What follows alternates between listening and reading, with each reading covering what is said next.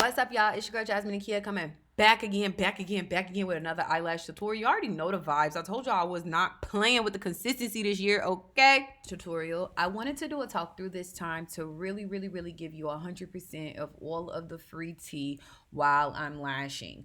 If you guys like these type of videos, like now, comment now, and subscribe. I really would like to provide you guys with the lash education that you need and that is helpful to you.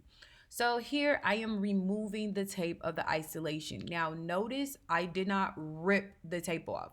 A lot of you guys that are telling me you're having issues with isolating your lash layers are literally ripping the tape off. These are eyelash fibers. This is around the eye. You cannot be harsh. The key to removing the eyelash tape is to kind of envision that you're kind of easing the tape off, kind of like you're rolling it off. So when I go in, I kind of pick up the tape on both sides and I push the tape off away from the lashes. I'm not ripping it off like a wax strip. And a couple of the different videos kind of show that. When I'm on an underneath layer, sometimes you can't really see the lash from the angle I'm recording at, and that's simply because the eyelash is just so fine. You know, that underneath layer is so fine. But I can assure you, sis, there are lashes and you want to get every single one to guarantee that you have a fluffy lash line. Here, as you can see, I'm kind of adjusting the tape and removing the tape. I'm not rough. I'm not harsh. I'm not like quickly doing it. I'm making sure that no matter what, I'm being gentle when I'm going around the tape in that bottom lash layer. I do work from each eye to each eye. So I go back and forth every single time, even when I'm on the bottom lash layer. The only time I work on one eye at a time is when I'm doing super mega long sets. And that's because I just really feel like I need to focus on that specific eye in that specific area. But everybody else, if it's anything under 22 mm, I always work from each eye back and forth, back and forth, back and forth. So I do prefer to remove the tape with my fingers, but sometimes the client's skin is just a little bit too, prosperous taking up the tape. So I like to use my tweezers. So you see, I'm easing the tape off, kind of pushing away from the lashes. I'm not ripping off, guys. It's very important. I keep restating it because it's very important for you to understand how gentle you need to be when you're removing that tape. Another tip that I really love is going in and checking for stickies as I'm lashing. So I don't completely wait until I'm all done lashing and all of the lashes are there. I go through while I'm lashing and I make sure there are no stickies. I make sure that base is perfect and I pretty much check my work. I've been lashing about 8 years and I still do that. That's how I get my precision. That's how I make sure the sets are gonna keep looking neat.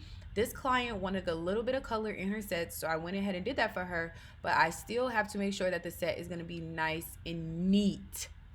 No matter if you're doing a messy look, no matter if you're doing a textured look, no matter if you're doing anything, the base has to be neat. The lashes can't be hanging off, leaning, rocking. You can't do that, sis. That's going against the eyelash extension theory, if you will. If you're doing a messy look or you're doing a wispy look, the base still needs to be placed properly.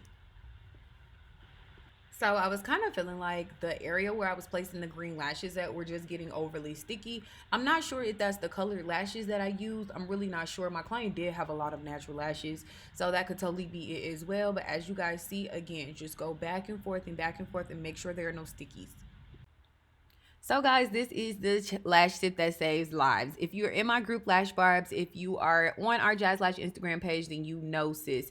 Take that tape and move them lashes, okay? Get those inner corners. If I see y'all one more time, chat, with them missing inner corners, talking about how can I make my set look fluffier, sis, lash the inner corners, okay?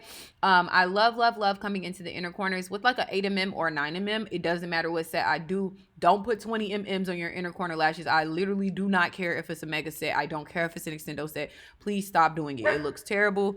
It doesn't look tapered. It doesn't look neat. It looks bad. So please, I beg of you, 8mm, 9mm on my super extended sets, like 22mm, 24mm max. I'll do like a 12mm, and that's even against the code, but I just don't want it to look crazy. But please, sis, stop with the 20mm inner corners. I beg of you.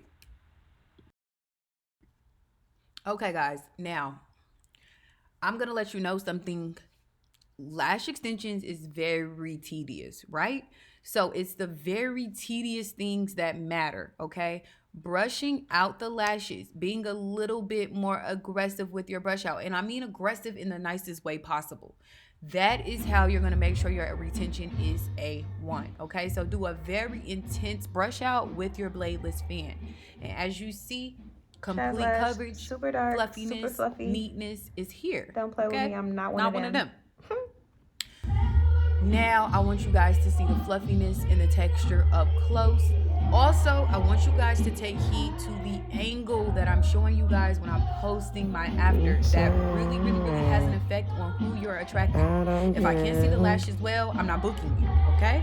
So really kind of take heed to that. As you see, it looks flawless. Make sure you guys like, comment, and subscribe. And if you learned anything, please comment below. Love you guys. Right there.